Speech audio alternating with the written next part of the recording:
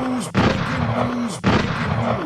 This one is brought to you by Cashbox. Check it out. They're talking about trying to send and open a pathway to send Big U, Brick Baby, Loose Cannon, Little Dirt, Yellow Beezy, and anyone else that want to break the law and consider themselves a gang member.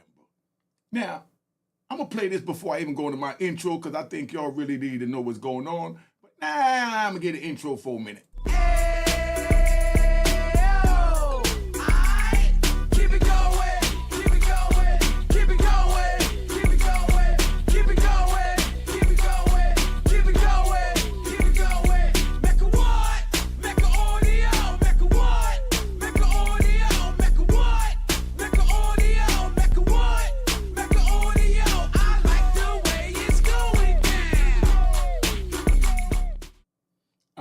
So you know what it is. So now we over here on YouTube and we're going to do this like we need to do it.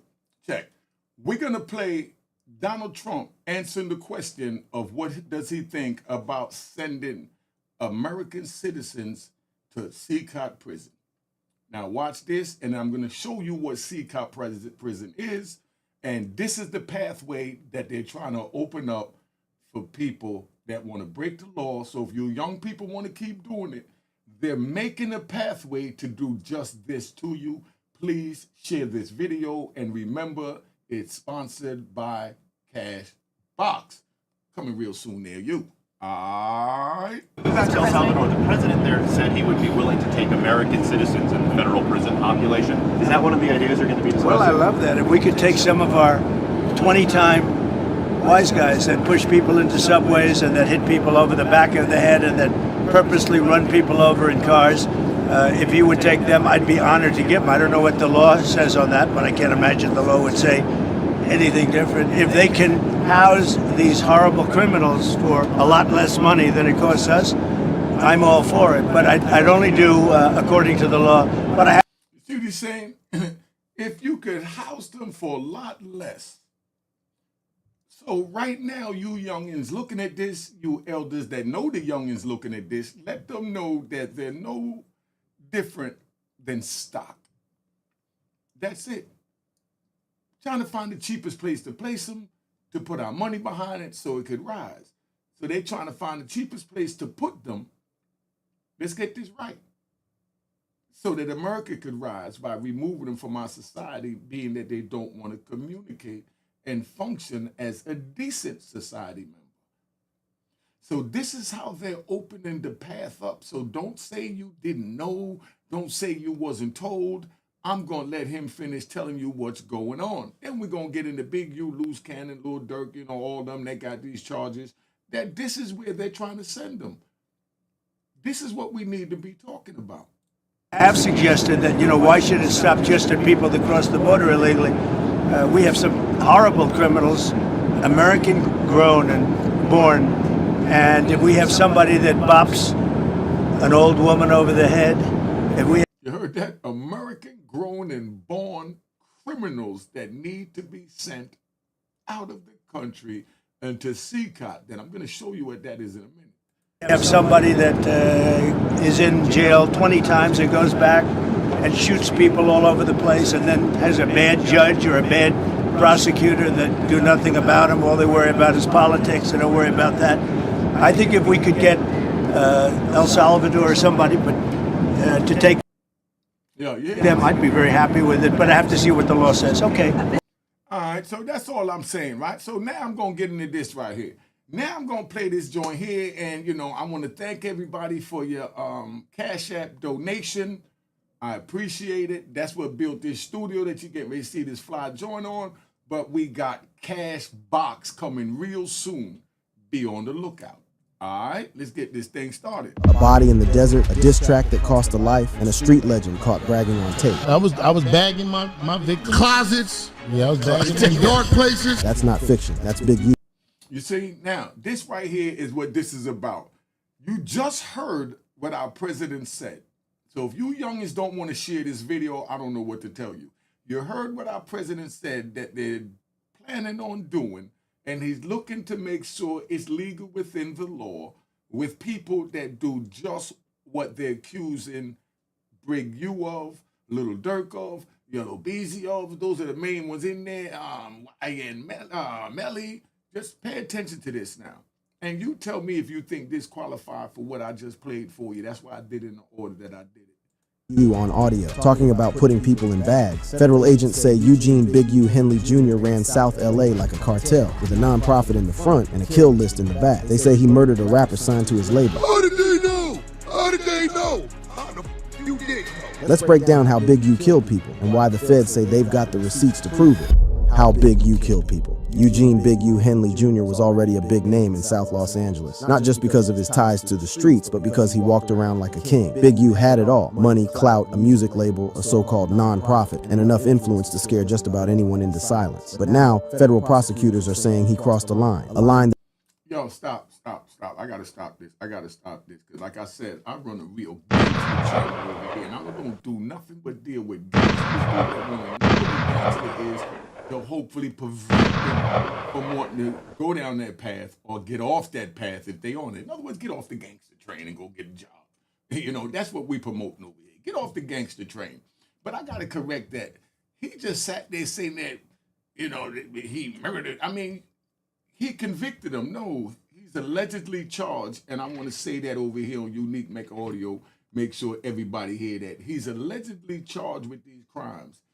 He's not guilty as of yet. So until then, he's presumed innocent. Now let me go further and play this tape.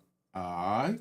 ended with a dead body in the desert. I was bagging my victim. Closets. Yeah, I was bagging in dark places. According to the feds, he killed a man named Rayshawn Williams. But this wasn't some random act of violence. Williams wasn't just anybody. He was an artist signed to Big U's label for Unique Music. And before making moves in music, he was a standout wide receiver at Crenshaw High. Not only that, he was teammates with Big U's son, Dion Henley. That's the same Dion who now plays linebacker for the LA Chargers. Yeah, that close. But what triggered all of this? According to court papers, it started with a song. Williams apparently dropped a diss track that called out Big U. And the feds say Big U didn't just take that as an insult. He took it as a threat. They say it wasn't just about words. It was about respect, about control.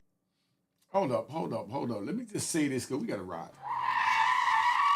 We got to take a ride right now. Now, for this young man to sit here and make a diss track about Big U while he's living in Big U's house, living there with his son, but under Big U's roof, so Big U is the man of the house, the same way we saw in Baby Boy, how Ving Rhames threw his big bicep around Tyrese's neck and choked him out until he understood that he's the big dog in the house. Could you picture this young man disrespecting Big U like that? Like, what would trigger that? I'm not saying it didn't happen because it happened, obviously, because they're saying it, right? You know, but what I'm saying is Big U is a figure that's well respected. So for this dude to do that, he had what we call back in my days, familiarity breeds disrespect. So by Big U allowing him to stay in his house, that's where he got familiar with Big U, and that's what bred the disrespect for him to even have the thought to make a diss record to someone of Big U's caliber. I'm not talking about because he's living with him. I'm talking about because of who he is. So he had to feel like something wasn't real there or nothing couldn't happen. Because Big U probably let him get away with a few things. So what I just said we doing, we riding, right? We riding with Cashbox today, right? We gonna ride out with Cashbox. Check it out, right? So now, you know how you let a dog piss in the house and you laying down and you too lazy to get him, so you just throw a shoe at him and tell him no. And next thing you know, he's pissing in another corner and you're throwing shoes at him and he just won't stop pissing in the house. That's because if you let a dog piss in the house one time, he's going to forever piss in that house. And that's where my assumption of that, it's just mine, you know what I mean? It ain't got nothing to do with cash boxes. It ain't got nothing to do with nobody else. This is my assumption, is that Big U allowed the kid to do some other forms of disrespect that he sucked it up because it was his friend's man and probably the mother wanted the kid to stay there to help him out or whatever. But Big U let something slide in his kingdom that he shouldn't have let slide because he's still dealing with young men from the street that can get gangster. And to them, gangster is just disrespectful. That's why I can't stand the rap. It irks me. Because they won't just tell you in your face or be in a position where I could physically respond as well. Why should I only have to verbally respond? Why are you taking away my right to choke you out? But yet you want to pull me into a verbal fight. I don't do the verbal fights. And neither does Big U, is the point that I'm making. And that's where I see it from where I'm standing, as Big U walked away from the situation because he's not going to sit there arguing with a 17-year-old kid. And he know that, his woman is going to take his side and the son is going to take his side. And he's under his roof and he got other roofs to go to if he choose, and other businesses to handle and places to visit. So he got a bunch of other things he could do other than sit there arguing with a 17-year-old kid. So he walked away from it, and that made the kid feel familiar with him that, oh, I could do this, and he'll walk away. So I can make a diss song, and he ain't gonna do nothing, and I'll be the only one doing it, so I look like the big dog on the block. Not knowing that somebody could put alleged bounty on your head and send the money cash box. And cash box even got a joint right. And I'm not promoting it, but I'm just giving you a scenario because we just riding. Remember, we ride. Cash box even got a joint that you could send money anonymously, so the person you sending it to, right, is the only one that know you're sending it, and no one else would know. That means if you messing with your girlfriend's sister, and your girlfriend's sister texts you that she needs some money to get her hair done, and you send that, now she gets that. But now she's around her sister look in the phone, and she see her name connected to, her man. She's like, hold up, why he send you money? But that's where Ghostbox come in. When she looks, she won't even see nothing. But let's get back to this, because I think y'all need to know what's going on, Big U. But I like to ride, so forgive me for riding. All right? That's out. Get this party back on. Now let's get the intro on. Keep it going, keep it going, keep it going, keep it going, keep it going, keep it going, keep it. All right, so we back. Let's ride. Control, about reminding everyone who the boss still was. So prosecutors say Big U lured him out, drove him into the desert, shot him, and left his body dumped off Interstate 15 like trash. It was cold, calculated, and according to the feds, personal and business all in one hit. The news shook Crenshaw. The day after Williams died, the high school football team posted about it on Instagram. It is with heavy heart that we announce the passing of Rayshawn Williams, one of our very own wide receivers of the Crenshaw family. He was a very special guy to all of us. That's what they said. And for those who knew the backstory, that caption hit harder than most. NBC tried to get a comment from Diane Henley, but got nothing. No response. Silence. And really, what could he say? The man being named in the killing is his father, the victim, his former teammate. That's not just messy. That's a nightmare. Right after the murder story hit, Big U didn't hide. He didn't go silent. He did the one thing you wouldn't expect from a man facing RICO charges. He pulled out his phone and went live on Instagram. So this is gonna probably be my last video. I'm gonna go turn myself in to see what's going on. They talking about I'm a fugitive. So they just raided all my houses. 600 was actually with the police when they raided my house. And he's actually got video and footage of it. So y'all know what y'all dealing with. That was his Whoa. send-off. No tears, no apologies. Just a man claiming the feds kicked down his doors while someone he knew, a man called 600, stood with the cops filming it all. Then came the names. Big U said 600 wasn't alone. He said Whack 100 and Loose Cannon were in on it too. Said they helped push things online to build the case. According to him, the feds didn't start this. The internet did. And I just want to say this to y'all. When they raided my houses and my property, it was asking about Whack, Loose Cannon, 600, and this internet stuff. All of y'all fired. All y'all who be sent shit around the internet. He wasn't done. Big right, let me say this, right? I let that play enough. Let me say this, right? Sometimes we got to take responsibility for our actions. Sometimes we have to take responsibility for our actions. Just like I pause in my community, I made a promise to the Most High Power that I'll try and save some of the babies that I destroyed. And I repented for that, and I gave 26 years of my life for that, and I claimed that. Let me get that. Let's get that straight. I claim that, and I don't need Cashbox to tell me to claim it. I claim it.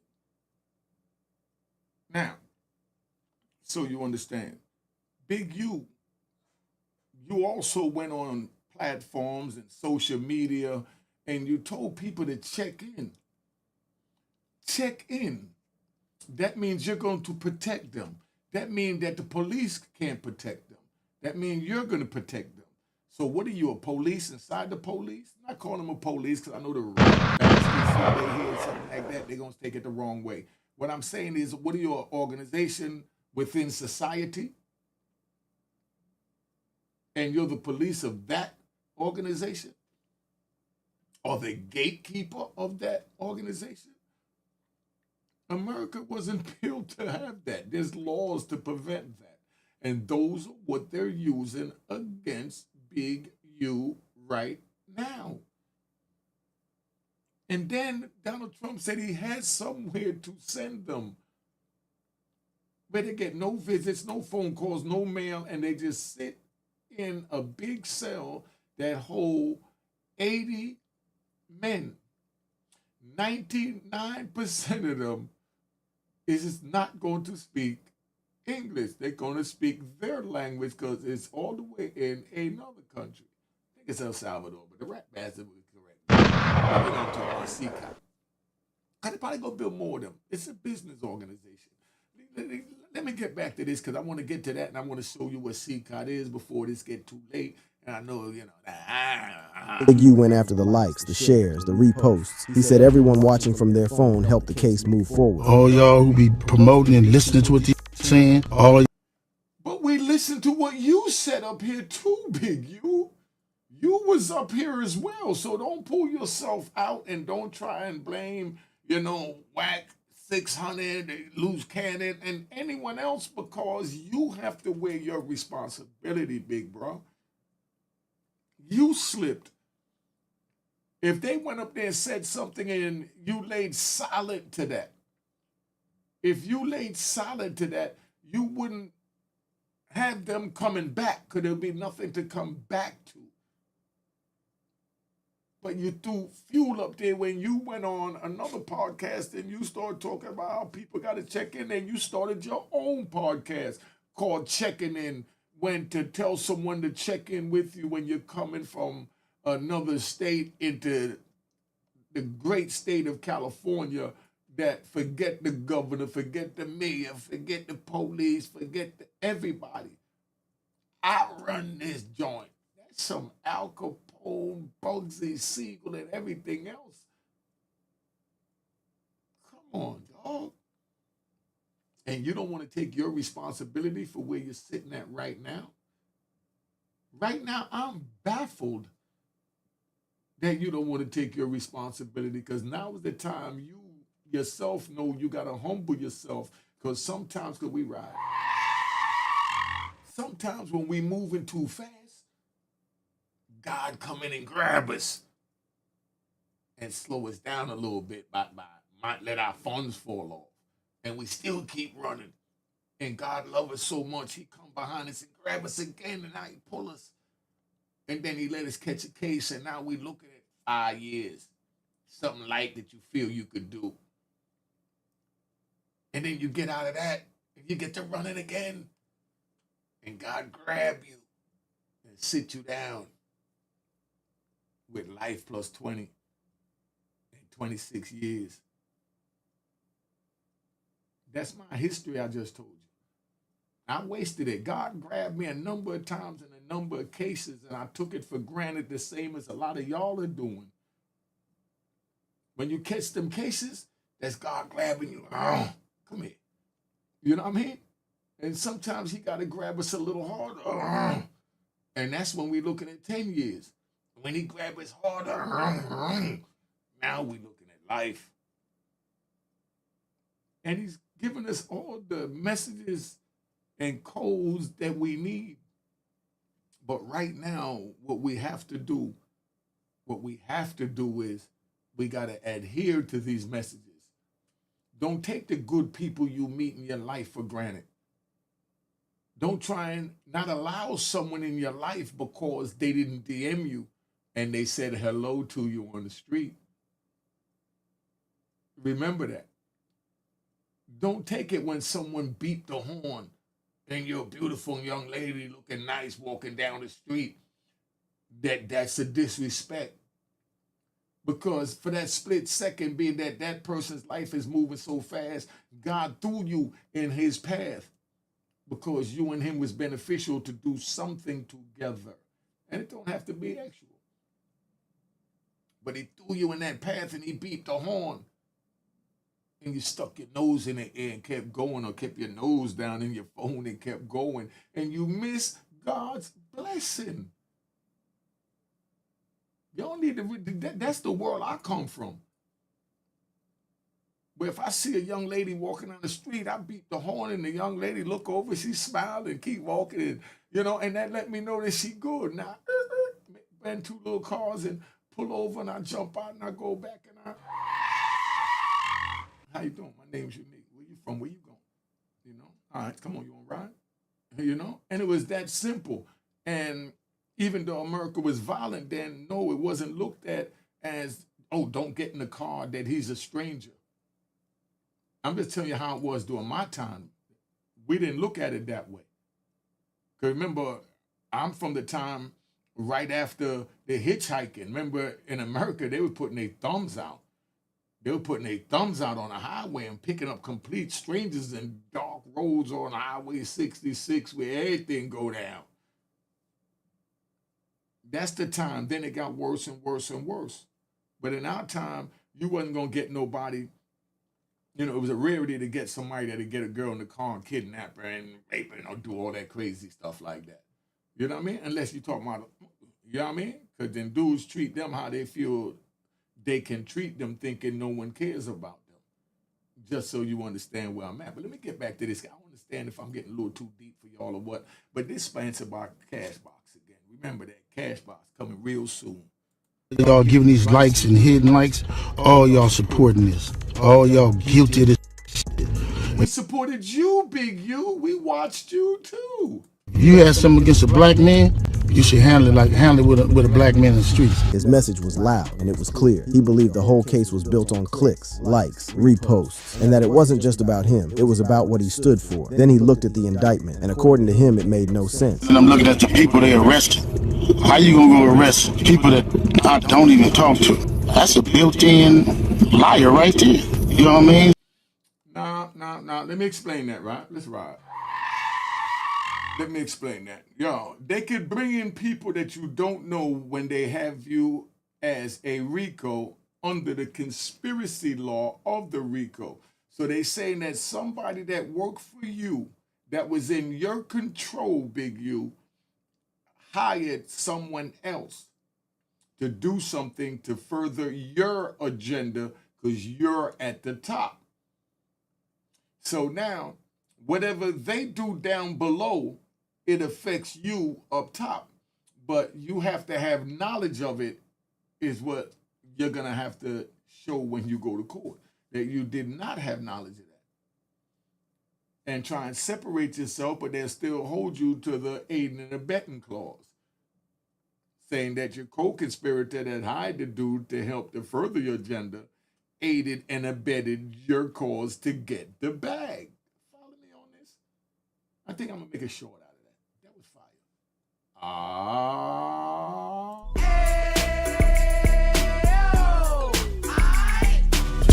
All right. Just want to throw that in there because I'm feeling good right now. So, is that how they gonna work the case? He said they were stacking names together just to make it look bigger. Said the feds wanted people to flip on him, turn witness. But Big U made it very clear that wouldn't happen. If you want to arrest certain dudes, and put them next to me, them is the dudes you gonna have to call themselves turning against me. Well, ain't no turning against me.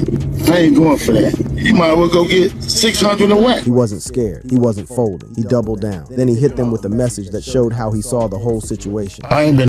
Hey, yo, he hard on 600 a whack and still not taking responsibility that he's the one that talked himself into that cage. We got to take responsibility, man. Let's ride. When I'm out there hustling, right? Let me get an idea, right? I got 20, 30 cars. I got a bunch of garages I'm keeping them in. And I'm driving big Mercedes-Benz. I got big jewels on. I'm wearing Dapper Dan. And, you know, I got gold teeth with diamonds in my mouth, open front. You know, I'm doing me. You know what I mean? I even had the little S-curl. Remember the little S-curl, Jerry curl? You know, we talking about back in the early 80s. But now this is how I'm moving. And then I'm driving a M3 with chrome BBSs. And this is the first M3, one of the first M3 on that side. But it was the first of its color on that side. So I had to grab me a color that I know nobody else got. So now I'm riding down the street with that, and I get out, go to the corner, go to a payphone and answer a beep, and I'm standing on there with over $100,000 worth of jewelry and clothes on, and got a $70,000 BMW parked at the corner, and I'm in the hood where people is on food stamps, and I'm gonna sit here and say that somebody told on me. No, I told on me when I went in the hood dressed like that, announcing how much money I was making above the regular people that was there. And that was my mistake that I got to own up to. Just like Big U got to own up to. You went on these podcasts too. You went on these podcasts too. So, you know, take responsibility, big bro. All right?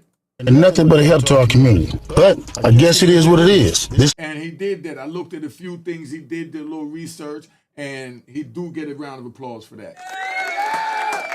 He do get a round of applause for that. Big U get that. So much. Big U, you got that.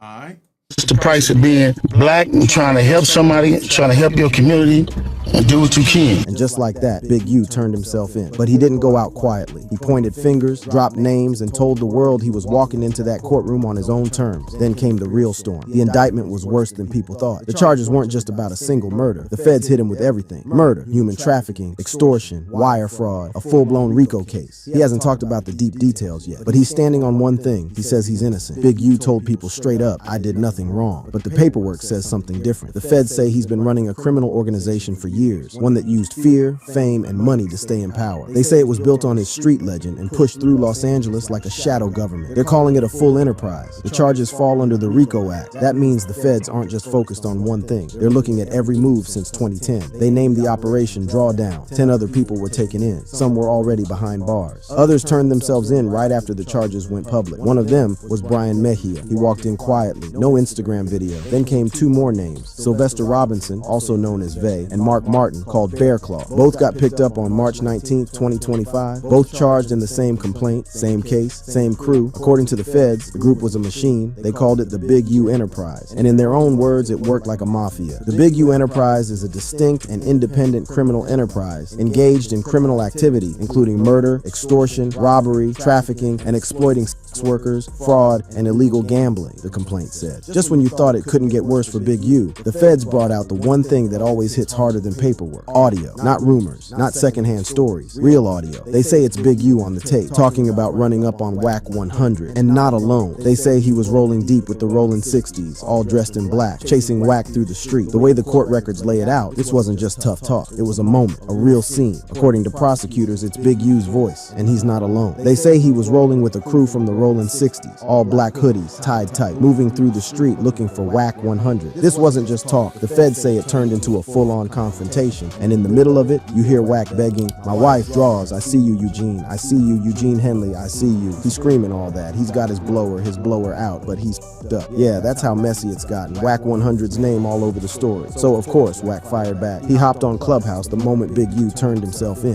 They got nothing to do with Whack. He denied everything. Said he never leaked paperwork, never fed info to the feds. As far as Whack was concerned, this whole thing was a circus Big U built himself. It seemed to me like I've been threatening the paperwork. I can't say that. He even laughed at Big U for being surprised about the raid. What you mean? How did they know? How did they know? How did they know they was gonna raid my house? How did they know? Oh, you's the goofy. How did they?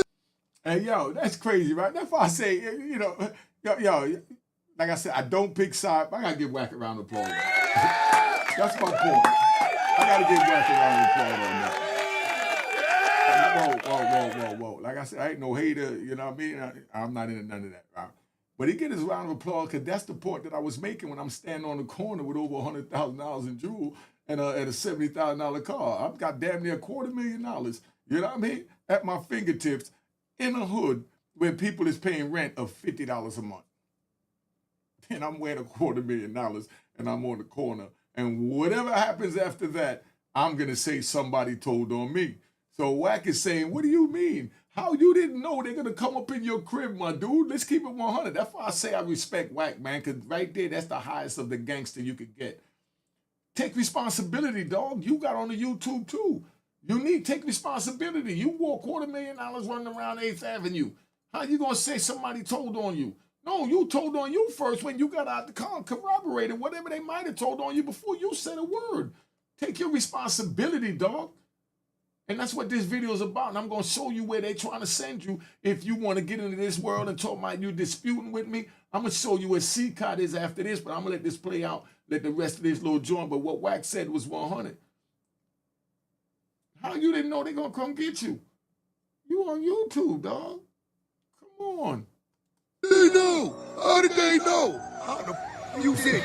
Wack made it sound like Big U had been sleepwalking into this, like everyone else saw it coming except the man at the center. But while Wack was going off on Clubhouse, Big U was already behind bars. A judge denied him bail. No house arrest, no ankle monitor, nothing. The court said he was too much of a risk. They locked him down in federal custody until the hearing on March 31st. The arraignment is set for April 8th. No plea yet, just the charges read one by one. And while the court was heating up, the internet jumped into the mess like it always does. A sports account called ML Football saw a window and took a swing. They posted, trending, Eugene Big U Henley, a former Crips leader who transitioned into a gang interventionist role, is facing allegations of murder, kidnapping, robbery, extortion, and fraud, according to authorities. He is the father of Dion Henley. No crimes linked to Dion, no evidence, no reason to bring him up, but his name still got dropped right next to a federal indictment, just for clicks. Fans were quick to shut it down. One comment hit with calm support. Dion Henley seems like a great dude, also a great player teammate. Hope he is getting through this all right. Another person said what everyone else was thinking. What does Dion have to do with any of that? He's a great dude. Another person chimed in. Big U was getting millions of dollars from the city of LA for youth gang intervention. Got a son in the NFL. That nigga ain't care. And one fan really put some heart into it. Dude is tough as nails. A guided missile on the field. So sorry for the drama. That sucks for him big time. However, I would take 10 of him on our team if we could clone him. That was the tone across the board. Respect for Dion. No one's denying Big U might be facing life, but dragging his son into it, that's just clout chasing noise. Yet the murder was just the tip of the iceberg. Behind the scenes, a complex web of criminal operations was about to be exposed, showing how Big U's influence stretched far beyond a single violent act.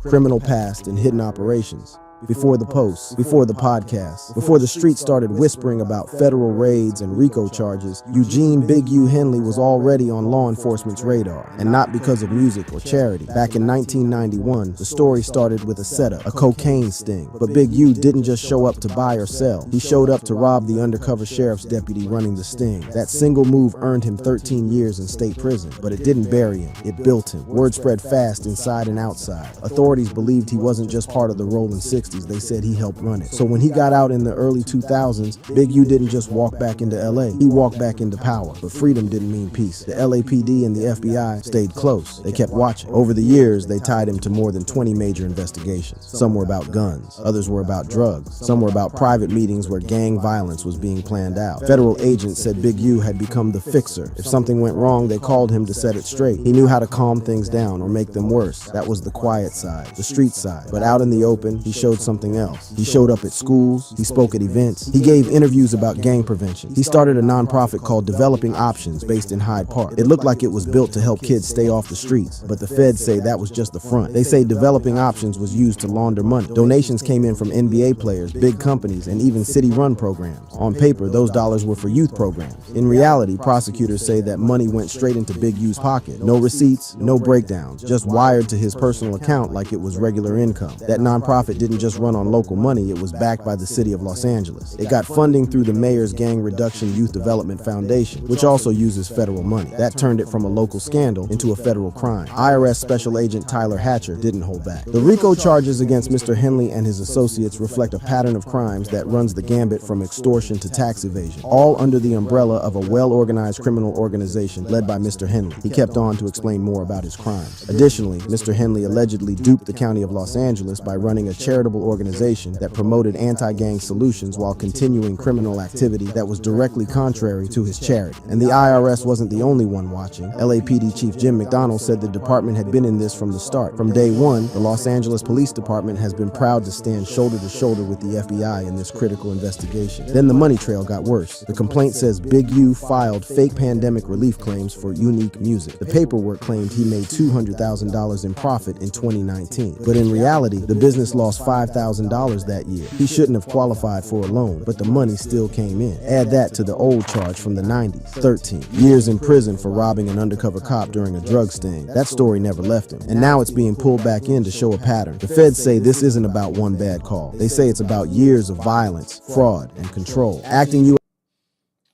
You see how deep this is, man? That's why I let this ride, right? And this joint been on 35 minutes, but you still got to see the end of this. So right now, I'm going to show you what they really trying to do as far as where they planned on sending you. This is Cecot Prison. You know what I mean? You know what? Nah, I'm going to make that a whole nother video, man. All right? Cheers, cheers, toast the crime, toast the crime, the crime, the crime, the crime.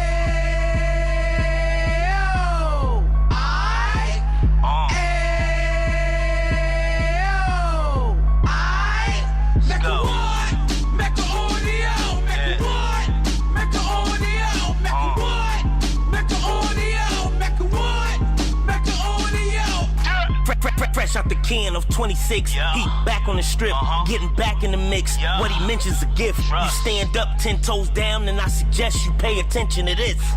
Take a little gully posse and put it in Harlem. He cut from the bottom, came up from the bottom. Drop the book, you should go and get it. The Instagram page and the YouTube, you could go and visit. Then you could consider yourself LinkedIn. Sit front row and get Jews from a kingpin. How he went through it, so you ain't gotta go do it. To not pay attention would be stupid. Talking about a man that probably put your grandfather on. Probably the reason that him and your grams got along. A man that generated millions on the block, did his time, never squilling to the cops, Mecca audio.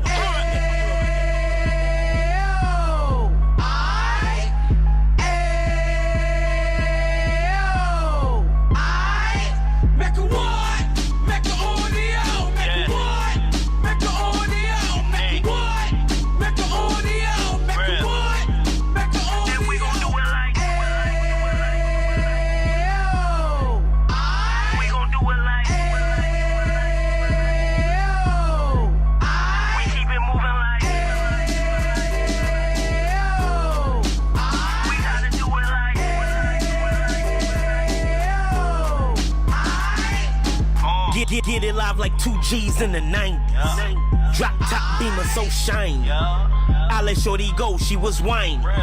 Treat her like my past, she behind me. Spend a couple bands on the Dapper Dan. You be back again, getting green like a Packers fan. No cap, it's a raw in Uptown. Baby horn Uptown, Dominican bust downs. Now we on the positive, we got a lot to give. Now he trying to stop the kids from being inoperative. So take heed, homie, lend an ear. He started in Uptown, he gon' finish dead. But now it ain't about selling drugs, buying cars. It's about buying property to make the community yours, so we can give back to the cheers, cheers, toast the crime, the crime, the crime, the crime, the crime.